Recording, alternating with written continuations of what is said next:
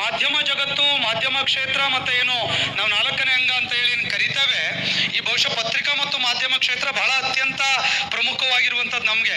ಯಾಕೆಂದ್ರೆ ಸಂಘಟನೆ ನಾವು ನಿರಂತರವಾಗಿ ಕಾರ್ಯಕ್ರಮಗಳನ್ನ, ಕಾರ್ಯಚಟುವಟಿಕೆಗಳನ್ನ ಮಾಡ್ತಾ ಇರ್ತೇವೆ.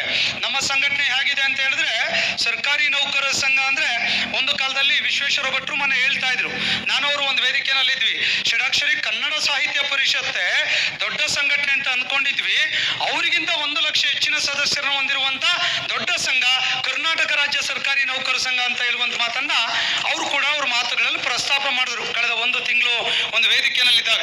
ಬಹುಶಃ ಅವ್ರಿಗೆ ಗೊತ್ತಿರ್ಲಿಲ್ಲ, ಇದೇ ದೊಡ್ಡ ಸಂಸ್ಥೆ, ಇದೇ ದೊಡ್ಡದು, ಅವರೆಲ್ಲ 4 ಲಕ್ಷ ಮೆಂಬರ್ಶಿಪ್, ನಮ್ದು 5.5 ಲಕ್ಷ ಮೆಂಬರ್ಶಿಪ್, ಮತ್ತೆ 100% ಮೆಂಬರ್ಶಿಪ್ ನಮ್ದು. ಹಾಗಾಗಿ ಇದೆಲ್ಲ ಕೂಡ ಇರುವಂತ ಒಂದು ಬೃಹತ್ ಆಗಿರುವಂತ ಸಂಘಟನೆ. ಇನ್ನೊಬ್ರು ವಿಜಯ ಕರ್ನಾಟಕ ಚೀಫ್ ಒಂದು ಕಾರ್ಯಕ್ರಮದಲ್ಲಿ ಹೇಳಿದ್ರು ಮನೆಯಲ್ಲಿ ಇದ್ದಾಗ, ಮೊದಲೆಲ್ಲ ರೈತ ಚಳುವಳಿ ಅಂದ್ರೆ ಇಡೀ ಕರ್ನಾಟಕ ಬಂದ್ ಮಾಡ್ಬೇಕಂದ್ರೆ ರೈತ ಚಳುವಳಿ ಕರೆ ಕೊಟ್ರೆ ಕರ್ನಾಟಕ ಬಂದ್ ಆಗ್ತಿತ್ತು, ಭಾರತ ಬಂದ್ ಆಗ್ತಿತ್ತು. ಇವತ್ತು ಆ ತರದ ಪರಿಸ್ಥಿತಿ ಇಲ್ಲ.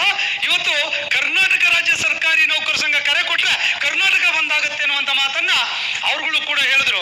ಬಹುಶಃ ಒಂದು ಪತ್ರಿಕೆ ಸಂಸ್ಥೆ ಮುಖ್ಯಸ್ಥರು ಆ ಮಾತುಗಳನ್ನು ಹೇಳ್ತಾರೆ ಅಂದ್ರೆ ಆ ಸಂಘಟನೆ ನಿಲುವುಗಳು, ಸಂಘಟನೆ ವಿಚಾರಗಳು, ಸಂಘಟನೆ ಕಾರ್ಯಗಳೇನು ಅನ್ನುವಂಥದ್ದು ಕೂಡ ಅರ್ಥ ಆಗ್ತದೆ. ಸುಲಭನಾಗಿ ಮಾತನಾಡಿಸುವಂಥದ್ದು ಅಷ್ಟು ಸುಲಭದ ವಿಚಾರ ಅಲ್ಲ. ಹೀಗೆ ನಮ್ಮ ಸಂಘಟನೆ ಮಾಡುವಂತ ವಿಚಾರದಲ್ಲಿ ಇವತ್ತು ಕೂಡ ನಾವು ರವಿ ಹೆಗ್ಡೆ ಸರ್ಗೆ ಯಾಕೆ ಕರೆದಿದ್ದೇವೆ ಅಂದ್ರೆ, ಬಹುಶಃ ನಿನ್ನೆ ನಮ್ದು ಅವ್ರು ಕನ್ನಡ ಪ್ರಭ ಪೇಪರ್ ನೋಡಿ ಬಹುಶಃ ಬಹಳ ಜನ ನಮ್ಮ ಹೆಣ್ಮಕ್ಳಲ್ಲಿ ಜ್ಯೋತಿ ಹಿಡ್ಕೊಂಡ್ಬಂದು ನನ್ನ ಜೊತೆ ಫೋಟೋ ತೆಗಿಸ್ಕೊಂಡ್ರು. ಮೇಡಮ್ ಕನ್ನಡ ಪ್ರಭದಲ್ಲಿ ನಿಮ್ ಫೋಟೋನೇ ಕಾಣ್ತಾ ಇದೆ ಅಂತ ಕೂಡ ಅವ್ರಿಗೆ ಕೂಡ ನಾನು ತಮಾಷೆ ಮಾಡ್ದೆ. ಮೇಡಮ್ ಇಲ್ಲೇ ಕೂತ್ಕೊಂಡಿದ್ದಾರೆ ಆನೇಕಲ್ನವರು. ಅಂದ್ರೆ ಒಳ್ಳೆಯ ಸುದ್ದಿಗಳನ್ನ, ನಮ್ಮ ಚಟುವಟಿಕೆಗಳನ್ನ ಅವ್ರಿಗೆ ಕೂಡ ತಿಳಿಸುವಂತ ಕೆಲಸವನ್ನ ಮಾಡ್ಬೇಕು ಅನ್ನುವಂತ ಕಾರಣಕ್ಕಾಗಿ ಇವತ್ತು ರವಿ ಹೆಗ್ಡೆ ಅವ್ರನ್ನ ಕರೆದಿರುವಂತದ್ದು. ಆದ್ರೆ ಹಲವಾರು ಸಮಸ್ಯೆಗಳು ನಮ್ಮ ಜೊತೆ ಇದೆಯಲ್ಲ. ಇವತ್ತು 3.5 ಕೋಟಿ ಜನಸಂಖ್ಯೆ ಇದ್ದಾಗ 7,15,000 ಜನ ಕೆಲಸ ಮಾಡ್ತಾ ಇದ್ರು. ಇವತ್ತು 7 ಕೋಟಿ ಜನಸಂಖ್ಯೆ ಇದೆ, 5 ಲಕ್ಷ ಜನ ಕೆಲಸ ಮಾಡ್ತಾ ಇದ್ದೇವೆ. ಎಷ್ಟು ಒತ್ತಡ ಇದೆ?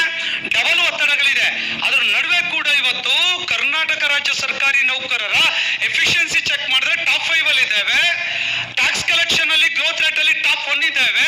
ಮಹಾರಾಷ್ಟ್ರವನ್ನು ಬಿಟ್ಟರೆ 2ನೇ ರಾಜ್ಯ ಕರ್ನಾಟಕ ಅನ್ನೋದು ಕೂಡ ಬಹಳ ಅಭಿಮಾನದಿಂದ ಹೇಳಲಿಕ್ಕೆ ಬಯಸ್ತೇವೆ. ನಾನು ಹೇಳಿದ್ರೆ 2,73,000 ಹುದ್ದೆಗಳು ಖಾಲಿ ಇದೆ. ಒತ್ತಡದಲ್ಲಿ ಇದ್ದೇವೆ. ಆ ಒತ್ತಡದಿಂದ ಹೊರಗೆ ಬಂದು ಇವತ್ತು ನಾವು ಕೆಲಸವನ್ನು ಕೂಡ ಮಾಡ್ತಾ ಇದ್ದೇವೆ. ಇವತ್ತು NPS ಇಲ್ಲ, ಮತ್ತೆ ಸೆಂಟ್ರಲ್ ಪೇ ಕಮಿಷನ್ ಇಲ್ಲ. ಇದೆಲ್ಲದರ ಸಮಸ್ಯೆಗಳ ಜೊತೆ ಇವತ್ತು ನೌಕರ ವರ್ಗ ಹೆಂಗಾಗಿದೆ ಅಂದ್ರೆ, ಸಾಕಷ್ಟು ಒಳ್ಳೆ ಕೆಲಸಗಳನ್ನು ಇವತ್ತು ಮಾಡ್ತೇವೆ. ಇರ್ಬೋದು, ನಮ್ಮಲ್ಲೂ ಕೂಡ ಒಂದಿಷ್ಟು ವ್ಯತ್ಯಾಸಗಳಿದೆ, ನಾನು ಇಲ್ಲ ಅಂತ ಹೇಳಲಿಕ್ಕೆ ಹೋಗೋದಿಲ್ಲ.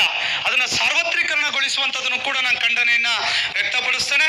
ಈ ಒಂದು ವಿಚಾರದಲ್ಲಿ ಬಹುಶಃ ಸಂಘಟನೆ ಎಷ್ಟೆಲ್ಲ ಒಳ್ಳೆ ಕೆಲಸ. ನಾನು ಅಧ್ಯಕ್ಷನಾದ ಮೇಲೆ ಕೃಷ್ಣಾ ಬೇಸಿನಲ್ಲಿ ಫ್ಲಡ್ ಬಂತು. ಸುಮಾರು 200 ಕೋಟಿ ಒಂದು ದಿನದ ವೇತನವನ್ನ ನಾವು ದೇಣಿಗೆಯಾಗಿ ಸರ್ಕಾರಕ್ಕೆ ಕೊಟ್ಟಂತ ಬಹುದೊಡ್ಡ ಸಂಘಟನೆ ಕರ್ನಾಟಕ ರಾಜ್ಯ ಸರ್ಕಾರಿ ನೌಕರ ಸಂಘ. ಪುಣ್ಯಕೋಟಿ ದತ್ತು ಯೋಜನೆ ಬಸವರಾಜ ಬೊಮ್ಮಾಯಿಯವರು ಮುಖ್ಯಮಂತ್ರಿಗಳು, ಷಡಾಕ್ಷರಿ ನಿಮ್ ನೌಕರಿಂದ ಏನಾದ್ರೂ ಒಂದು ಈ ಹಸುಗಳ ರಕ್ಷಣೆ ಕೊಡಿ ಅಂತ ಹೇಳಿದಾಗ 60 ಕೋಟಿ ದೇಣಿಗೆಯನ್ನ ಆ ಬಸವರಾಜ ಬೊಮ್ಮಾಯಿಯವರು ಮುಖ್ಯಮಂತ್ರಿಗಳಿಂದ ಕೊಟ್ಟಿದ್ದು ಕೂಡ ನಿಮ್ಗೆ ಗೊತ್ತಿದೆ. ಕೋವಿಡ್ ಬಂದಾಗ ಯಾವ ಸಮಾಜದ ಸಂಘಟನೆನೂ ಕೂಡ 1 ನಯಾ ಪೈಸೆ ಹಣವನ್ನ ಕೊಡ್ಲಿಕ್ಕೆ ಸರ್ಕಾರ ಆಹ್ವಾನ ಮಾಡ್ತು.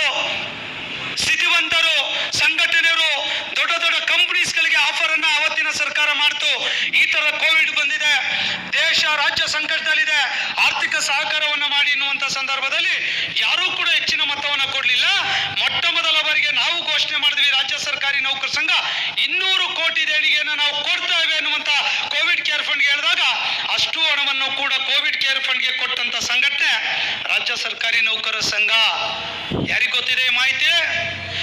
ಅದಾದ್ಮೇಲೆ 2019-18ರಲ್ಲಿ ಮಡಿಕೇರಿನಲ್ಲಿ ಗುಡ್ಡ ಕುಸಿತ ಆಗ್ತದೆ. ನಮ್ಮನ್ನ ಅವತ್ತಿನ ಮುಖ್ಯಮಂತ್ರಿಗಳು ಕರೀತಾರೆ, ಷಡಾಕ್ಷರಿ ಅವರೇ ನಮ್ಮ ಟೀಮ್ ಕರೀತಾರೆ, ಏನಾದ್ರೂ ಹೆಲ್ಪ್ ಮಾಡ್ಬೇಕು ಅಂದಾಗ ಅವತ್ತು ಯಾರು ಮನೆಗಳನ್ನ ಕಳ್ಕೊಂಡಿದ್ದಾರೆ ಮಡಿಕೇರಿನಲ್ಲಿ, ಅವತ್ತು 150 ಕೋಟಿ ಹಣವನ್ನ ಆ ಒಂದು ವಸತಿ ರಹಿತರಿಗೆ ಮನೆಗಳನ್ನ ಕಟ್ಕೊಡ್ಲಿಕ್ಕೆ ನಾವೆಲ್ಲ ಕೂಡ ದೇಣಿಗೆಯಾಗಿ ಅವ್ರಿಗೆ ಕೊಡ್ತೇವೆ 150 ಕೋಟಿ. ಬಹುಶಃ ಸರ್ಕಾರಕ್ಕೆ ಅವತ್ತು ಕೂಡ ಕೇಳಿದ್ವಿ, ಏನೂ ಮಾಡೋದು ಬೇಡ, ಆ ಕಾಲೋನಿಗಳಲ್ಲಿ ಹೆಸರುಗಳಲ್ಲಿ ಕರ್ನಾಟಕ ರಾಜ್ಯ ಸರ್ಕಾರಿ ನೌಕರ ಸಂಘದ ದೇಣಿಗೆ ಅಂತ ಒಂದು ಹೆಸರು ಹಾಕೊಡಿ ಸ್ವಾಮಿ ಅಂದ್ವಿ. ಇವತ್ತಿಗೂ ಕೂಡ ಹೆಸರು ಹಾಕ್ಲಿಲ್ಲ ಅನ್ನುವಂತ ನೋವಿನ ಸಂಘಟನೆಯನ್ನ, ನೋವಿನ ವಿಚಾರವನ್ನು ಹೇಳಲಿಕ್ಕೆ ಬಯಸ್ತೇನೆ. ಯಾಕೆ ಈ ಮಾತನ್ನು ಹೇಳ್ತೇನೆ ಅಂದ್ರೆ, ನಾವು ಬಂದ ಮೇಲೆ ಸುಮಾರು 850 ಕೋಟಿ ದೇಣಿಗೆಯನ್ನ ಸರ್ಕಾರಕ್ಕೆ ರಾಜ್ಯ ಸರ್ಕಾರಿ ನೌಕರ ಸಂಘ